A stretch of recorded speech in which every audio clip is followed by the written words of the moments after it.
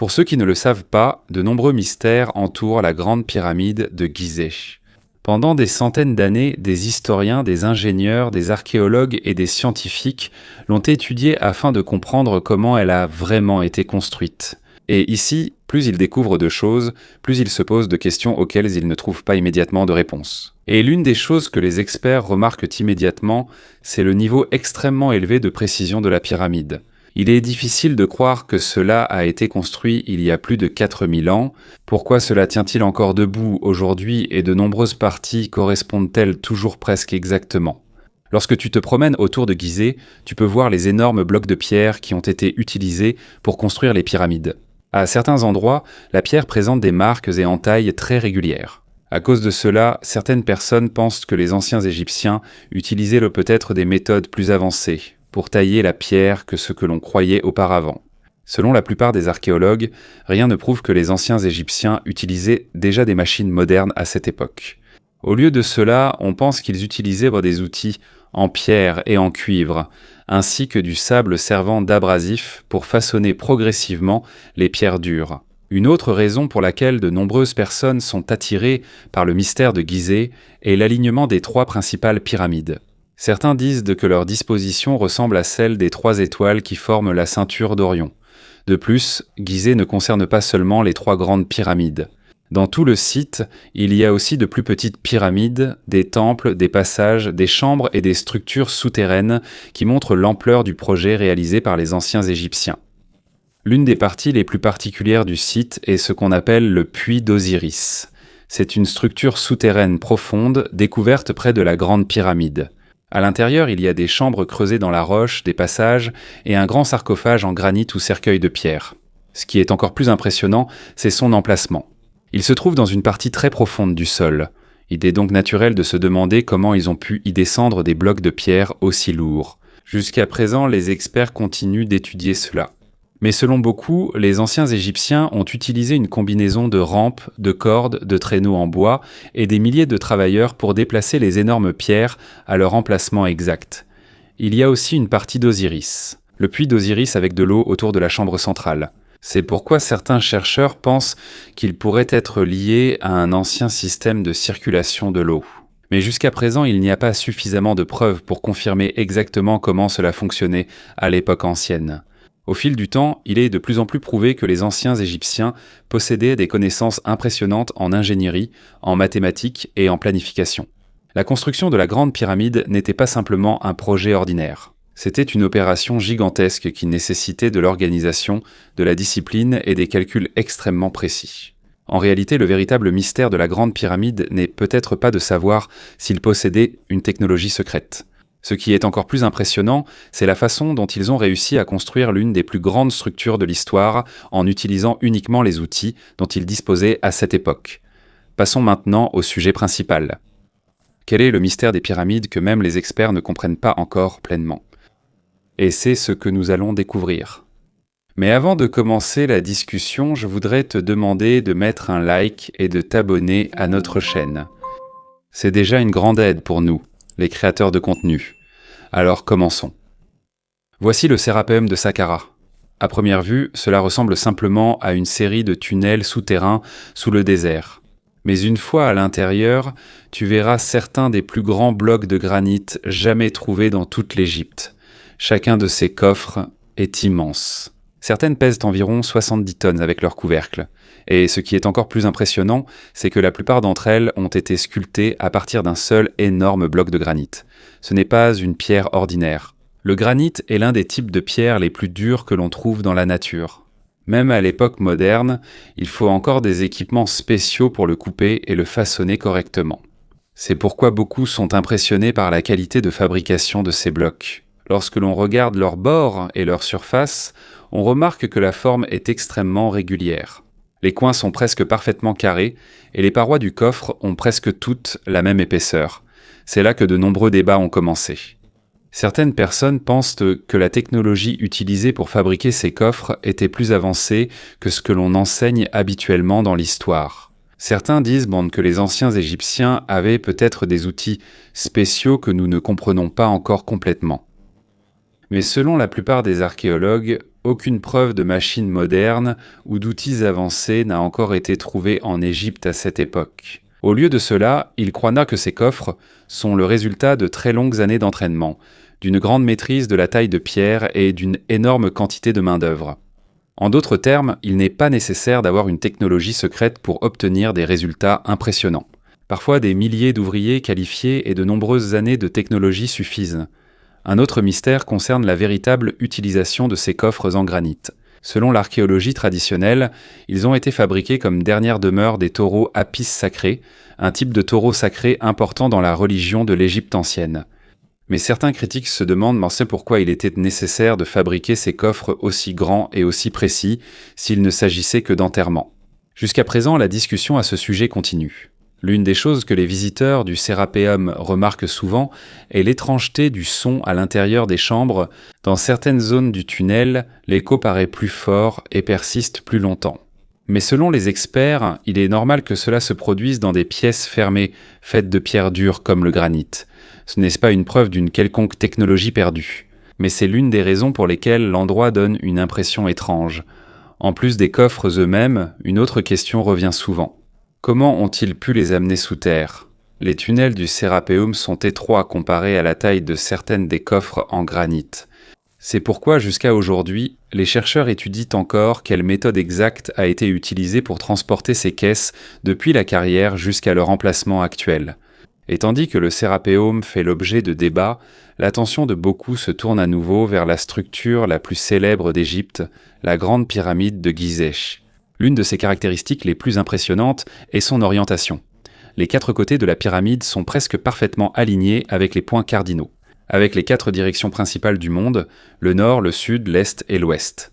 Pendant de nombreuses années, les scientifiques et les ingénieurs ont admiré comment les anciens Égyptiens ont réussi cela sans boussole, ni équipement moderne. Selon les chercheurs, ils ont probablement utilisé une observation minutieuse des étoiles pour déterminer la bonne direction. C'est une preuve de l'étendue de leurs connaissances en astronomie, et la pyramide n'est pas seulement impressionnante de l'extérieur. À l'intérieur, il y a des chambres qui sont encore étudiées aujourd'hui. L'une des plus célèbres est la chambre du roi. Cette chambre est faite de grands blocs de granit et possède des propriétés acoustiques particulières. Lorsque quelqu'un parle ou fait un bruit à l'intérieur, les ondes sonores se reflètent sur les murs et créent une forte résonance. Écoutons cela ensemble. À cause de cela, certaines personnes suggèrent que la conception de la chambre pourrait avoir un but spécial. Mais selon la plupart des experts, il n'existe aucune preuve démontrant qu'elle ait été utilisée pour une technologie avancée ou un système d'énergie mystérieux. Pour l'instant, la conclusion la plus sûre est la suivante. La Grande Pyramide et le Sérapéum sont 2 exemples remarquables des capacités des anciens Égyptiens. Il y a encore beaucoup de choses que nous ignorons sur la manière exacte dont ils travaillaient, mais une chose est claire. Des milliers d'années ont passé et ils continuent d'impressionner les ingénieurs, les scientifiques et les historiens du monde entier. Et c'est peut-être la raison pour laquelle, jusqu'à aujourd'hui, le mystère de l'Égypte demeure intact, malgré tout. Et pendant que les scientifiques étudient à l'intérieur de la pyramide, une autre idée encore plus controversée a émergé au XXe siècle, une idée qui suggère que la Grande Pyramide n'était peut-être pas seulement un tombeau. En 1962, un écrivain nommé Edward Kunkel a publié un livre. Dans son livre, il a proposé une théorie étrange. Selon lui, la Grande Pyramide aurait pu servir de gigantesques pompes à eau. Selon cette théorie, les couloirs et chambres de la pyramide n'étaient pas de simples passages. Au lieu de cela, ils feraient partie d'un vaste système utilisé pour déplacer l'eau. À première vue, cette idée ressemble à de la science-fiction. Et pour la plupart des égyptologues, cela n'est pas crédible. De nombreux experts affirment qu'il n'y a pas suffisamment de preuves pour soutenir une telle théorie. Certains ingénieurs ont examiné le concept et estimé qu'il serait difficile de le faire fonctionner selon la conception décrite dans le livre. Néanmoins, l'intérêt de certains chercheurs pour cette idée ne s'est pas complètement dissipé. Certains se sont demandé si la Grande Pyramide est si grande, pourquoi tant de temps, d'argent et d'efforts pour sa construction ? Selon l'archéologie dominante, la réponse est liée à la religion, au pouvoir et aux croyances des anciens Égyptiens concernant la vie après la mort. Pour eux, le pharaon n'était pas un dirigeant ordinaire, il était une personne sacrée qui jouait un rôle important dans leurs croyances. C'est pourquoi il n'est pas surprenant qu'ils étaient prêts à dépenser d'énormes ressources pour construire un tombeau monumental. Mais pour ceux qui soutiennent la théorie alternative, cette explication n'est toujours pas suffisante. C'est pourquoi ils continuent à chercher d'autres utilisations possibles de la pyramide. C'est ici qu'entre en jeu un autre lieu mystérieux en Égypte, le Zaouiat El Aryan. Il s'agit d'un site archéologique situé non loin de Gizeh. Dans cet endroit, on a découvert une grande fosse et quelques structures en granit étranges qui sont étudiées depuis longtemps par les chercheurs. Au début des années 1900, l'archéologue italien Alessandro Barsanti a mené des fouilles. En fouillant le site, il a découvert de grands blocs de granit et d'autres structures inhabituelles comparées aux structures ordinaires. L'une des découvertes les plus intéressantes était un grand bassin en granit, c'est-à-dire un récipient, d'une finesse remarquable dans sa fabrication. À cause de cela, différentes spéculations ont commencé à émerger sur sa véritable utilisation. Certains ont dit que cela faisait partie d'un rituel. Certains ont affirmé que cela était lié à un complexe souterrain encore inconnu. Et il y en a aussi qui ont essayé de le relier à des théories concernant la Grande Pyramide. Mais il est important de noter que la plupart de ces idées restent simplement des spéculations. Il n'existe aucune preuve solide démontrant que cet endroit soit lié à une technologie avancée ou à un système d'énergie mystérieux. Un autre événement souvent raconté à propos du site est la forte pluie qui s'est produite pendant les fouilles. Selon d'anciens rapports, la grande fosse s'est remplie d'eau après une tempête. Quelques heures plus tard, le niveau de l'eau aurait baissé.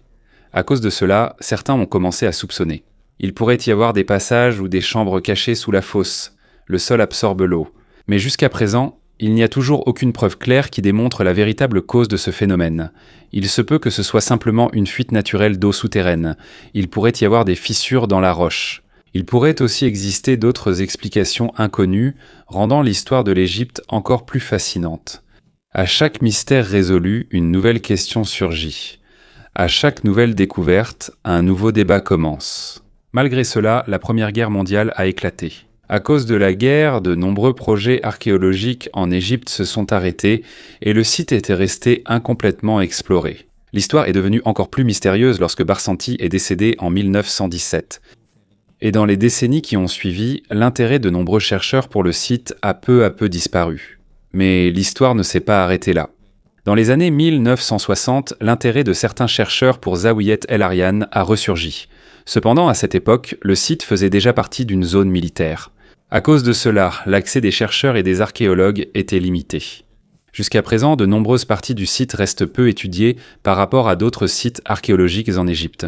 Il est donc naturel que différentes théories aient commencé à émerger. Certains disent que l'endroit pourrait être connecté à la Grande Pyramide. D'autres croient qu'il pourrait y avoir un complexe souterrain caché en dessous. Actuellement, la plupart de ces idées restent des spéculations. En plus de ces mystères, il y en a un autre qui est controversé. Une idée qui a refait surface au cours des dernières décennies. C'est la théorie selon laquelle la Grande Pyramide ne serait pas seulement un tombeau. Certains auteurs et chercheurs ont suggéré qu'elle aurait pu avoir d'autres fonctions dans l'Antiquité. L'une des idées les plus célèbres est ce qu'on appelle la théorie de la pompe à eau. Selon cette théorie, certaines chambres et passages à l'intérieur de la Grande Pyramide pourraient en faire partie d'un système lié au mouvement de l'eau. Mais selon l'archéologie dominante, il n'existe aucune preuve soutenant cette idée. La plupart des égyptologues ne l'acceptent pas non plus. Néanmoins, cela n'a pas empêché certains ingénieurs d'étudier le concept en utilisant leurs propres connaissances en hydraulique. L'un d'eux est John Cadman, un ingénieur maritime qui s'est intéressé à la théorie après avoir lu un vieux livre sur la Grande Pyramide à la fin des années 1990. En tant qu'expert dans le mouvement de l'eau et les systèmes hydrauliques, il a alors pensé à tester si cette idée était vraiment possible. Il a donc fabriqué différents modèles réduits basés sur son interprétation du design de la pyramide. Les premiers modèles n'ont pas réussi. Certains fuyaient, d'autres se sont cassés, d'autres encore ne fonctionnaient pas comme il l'espérait. Mais il a continué. Après plusieurs tentatives, il a réussi à fabriquer un modèle où l'eau se déplaçait comme il l'espérait. Pour Cadman, cela montrait qu'il était possible d'utiliser un design similaire comme système de déplacement de l'eau. Mais il est important de clarifier une chose. Une expérience de modèle réussi ne signifie pas nécessairement que c'est la véritable fonction de la Grande Pyramide. Il y a une différence entre ce qui pourrait marcher et ce qui a été fait. C'est pourquoi la plupart des experts n'acceptent toujours pas la théorie de la pompe à eau comme explication officielle. Alors que Cadman poursuivait ses expériences, il remarqua un autre effet étrange. Selon ses observations, certaines de ces maquettes présentaient des vibrations ou des pulsations. Alors que l'eau circulait, c'est là que commença la partie la plus controversée de sa théorie. Il a suggéré que ces vibrations pourraient jouer un rôle plus important dans la conception de la pyramide. Plus tard, certains partisans de la théorie ont suggéré qu'il pourrait y avoir un lien avec l'énergie ou l'électricité. Mais à ce stade, le soutien scientifique à cette idée s'est encore affaibli. Il n'existe aucune preuve archéologique montrant que la Grande Pyramide a été utilisée comme centrale électrique ou générateur électrique. Aucun équipement, câblage ou technologie n'a non plus été découvert pour soutenir une telle conclusion. C'est pourquoi la plupart des historiens et des scientifiques considèrent cela comme une théorie spéculative. Cependant, il y a une raison pour laquelle on continue d'en parler. La Grande Pyramide est vraiment impressionnante. Quand on regarde sa taille, la précision de sa construction et la quantité de travail nécessaire pour l'ériger, il est assez facile de comprendre pourquoi beaucoup cherchent une explication plus profonde. Mais parfois, la véritable réponse peut être plus simple qu'on ne le pense. Le plus grand secret de la Grande Pyramide n'est peut-être pas une technologie disparue ou une ancienne centrale électrique. Il se peut que ce soit simplement une preuve de l'intelligence, du travail acharné et de l'organisation des anciens Égyptiens qui ont réussi à construire une structure qui continue d'impressionner le monde entier des milliers d'années plus tard.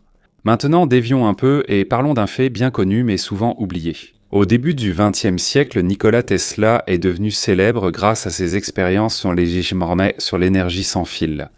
Il voulait transmettre de l'électricité sans avoir besoin de longs fils. L'un de ses projets les plus célèbres était la tour Wardenclyffe à New York. C'était une grande tour construite pour tester la transmission d'énergie en utilisant la Terre et l'atmosphère. Mais le projet n'a pas été mené à bien parce qu'il a manqué de financement. C'est là que certains ont commencé à faire le lien entre Nikola Tesla et la Grande Pyramide. Certains disent que la conception possible de la pyramide rappelle l'idée de Tesla. En effet, la Grande Pyramide était autrefois recouverte d'un revêtement en calcaire blanc.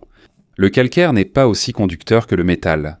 À l'intérieur de la pyramide, il y a des parties faites de granit. Et le granit contient des minéraux capables de réagir à la pression et aux vibrations. C'est pourquoi certains chercheurs ont pensé que les matériaux choisis pour la pyramide n'étaient peut-être pas de simples pierres. Peut-être que le calcaire et le granit ont été choisis ensemble pour une fonction spéciale, mais il faut clarifier. Il n'existe toujours aucune preuve solide que la Grande Pyramide ait été utilisée comme générateur d'électricité. Aucun système de câblage n'a été trouvé. Pas de batterie, pas de machine. Aucun document ancien n'affirme que la pyramide était une centrale électrique. Cette idée reste donc une simple théorie. L'intérêt pour cette théorie s'est encore renforcé lorsque des robots ont étudié les petits conduits dans la chambre de la reine. Un être humain ne peut pas passer dans ces conduits. C'est pourquoi des robots ont été utilisés pour explorer l'intérieur. Au bout de certains passages, de petits blocs de calcaire semblables à des portes ont été trouvés. Il y a aussi des broches en cuivre fixées dessus. Comme le matériau est du cuivre, certaines personnes ont immédiatement pensé que cela pourrait avoir un lien avec l'électricité. Mais selon l'explication plus prudente des archéologues, les broches en cuivre ne suffisent pas à dire qu'il s'agit d'un système électrique. Cela pourrait être décoratif, cela pourrait être symbolique. Cela pourrait aussi faire partie du scellement du puits.